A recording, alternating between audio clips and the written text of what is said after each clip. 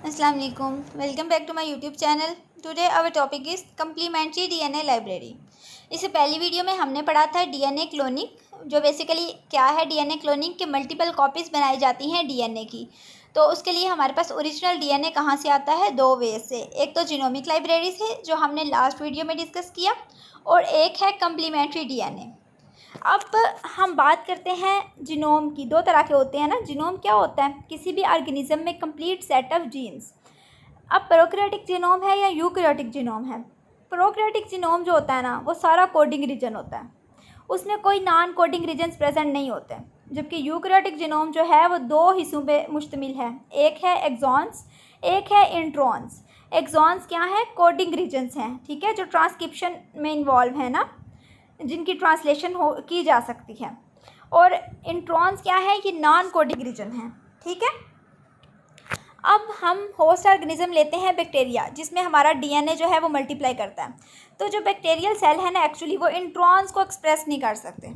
अब eukaryotic gene में तो जीनोम में तो इंट्रॉन भी होते हैं, एक्सॉन भी होते हैं। अब उसकी वजह से हमारे पास यहाँ पे प्रॉब्लम आ जाती है कि हम बैक्टीरिया को यूज़ ही नहीं कर सकते यूकैरियोटिक जीनोम के लिए, ठीक है। तो इस प्रॉब्लम को सॉल्व कैसे किया गया है? इस प्रॉब्लम को सॉल्व किया गया है कम्प्लीमेंट्री डीएनए की हेल्प से। अब बेसिकली क्या किया जाता है कि एक आर्टिफिशियल डीएनए बनाया जाता है जिसमें इंट्रॉन्स नहीं होते। डबल स्ट्रैंडेड डीएनए मॉलिक्यूल जिसमें सिर्फ एक्सॉन्स होते हैं, इंट्रॉन्स नहीं होते, उसे हम क्या कहते हैं? Complementary DNA. So complementary DNA actually क्या है कि सिंपल सी इसकी डेफिनेशन है जो कि आपको याद होनी चाहिए कि विदाउट इंट्रॉन्स जो डीएनए है उसे हम कहते हैं कम्प्लीमेंट्री डीएनए। अब इसकी दो क्वालिटीज़ हैं। एक क्या कि इसका साइज स्मॉल होगा ओरिजिनल जीन से, ऑटोमेटिकली स्मॉल होगा। ओरिजिनल जीन में क्या है? इंट्रॉन्स भी हैं, एक्सॉन्स भी हैं, जबकि इसमें सिर्फ एक्सॉन्स हैं। उसके बाद इसकी क्लोनिंग भी इजी होगी। कैसे इजी होगी? हमने कहा कि बैक्टीरिया जो हैं वो इंट्रॉन्स को एक्सप्रेस नहीं कर सकते यूकैरियोटिक जीनोम से। तो अगर हम इंट्रॉन्स को निकाल ही देंगे तो बैक्टीरिया को एक्सॉन्स को एक्सप्रेस करना ईजी हो जाएगा, ठीक है। अब कम्प्लीमेंट्री डीएनए बनता कैसे है ये हम देखेंगे। लेबॉर्ट्री में बनाया जाता है। टेम्पलेट क्या इसके लिए यूज़ होती है? Messenger RNA. मैसेंजर आरएनए कौन सा? हमारा जो डीएनए ऑफ इंटरेस्ट है ना, उसका हम मैसेंजर आरएनए बना लेते हैं by the process of transcription. और इंजाइम इसमें कौन सा एक यूज़ होगा? वैसे तो दो तीन इंजाइम अभी हम नेक्स्ट देखेंगे, लेकिन जो मेजर इसमें इंजाइम है वो रिवर्स ट्रांसक्रिप्टेज है। रिवर्स ट्रांसक्रिप्टेज इंजाइम का क्या काम होता है कि ये मैसेंजर आरएनए को कन्वर्ट कर देता है डीएनए में, ठीक है। यानी ये आरएनए को किस में कन्वर्ट करता है? डीएनए में। अब सबसे पहले तो हमने क्या करना है? इंट्रॉन्स रिमूव करने हैं। हमारे पास आ गया जीन ऑफ इंटरेस्ट, जो हमने कैसे लिया? रिस्ट्रिक्शन एंजाइम्स की हेल्प से। अब उसमें क्या है? उसमें इंट्रॉन्स भी हैं। उसको हमने क्या कहा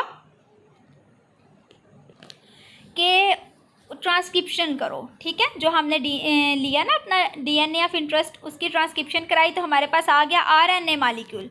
लेकिन इस आरएनए में क्या है? इंट्रॉन्स भी हैं। अब यहाँ पे एक और एंजाइम आ जाते हैं। मैंने कहा ना इस प्रोसेस में और भी एंजाइम्स इन्वॉल्व होंगे। अब जो एंजाइम आते हैं उन्हें हम कहते हैं स्प्लाइसिसोम्स। अब स्प्लाइसिसोम्स क्या करते हैं? ये इंट्रॉन्स को कट करते हैं। फॉर एग्जांपल ये डीएनए है, इसमें ये इंट्रॉन्स है, बाकी एक्सॉन्स है। ये इंट्रॉन्स को निकाल देंगे, हमारे पास सिर्फ एक्सॉन्स बच जाएंगे।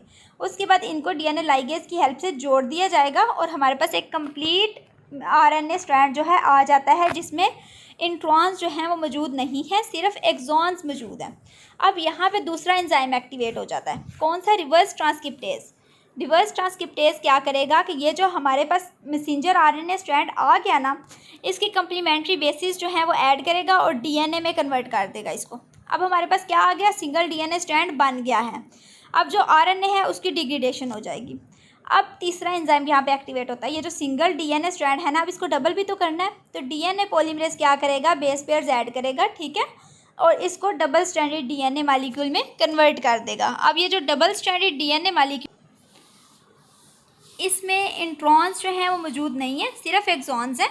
अब इसको हम क्या करते हैं कि वही प्रोसेस जो है रिकम्बिनेंट प्लाज्मिड में इंसर्ट करेंगे। उसके बाद हम इसको होस्ट ऑर्गेनिज्म में इंसर्ट करेंगे। बैक्टीरियल सेल इसको ले लेंगे, ठीक है, और मल्टीप्लिकेशन करके मैनी कॉपीज़ हमारे पास कम्प्लीमेंट्री डीएनए की बन जाएंगी। तो ये था प्रोसेस डीएनए क्लोनिंग का दूसरा, यानी डीएनए क्लोनिंग के लिए दूसरा तरीका जिससे हम डीएनए जो है वो ले सकते हैं।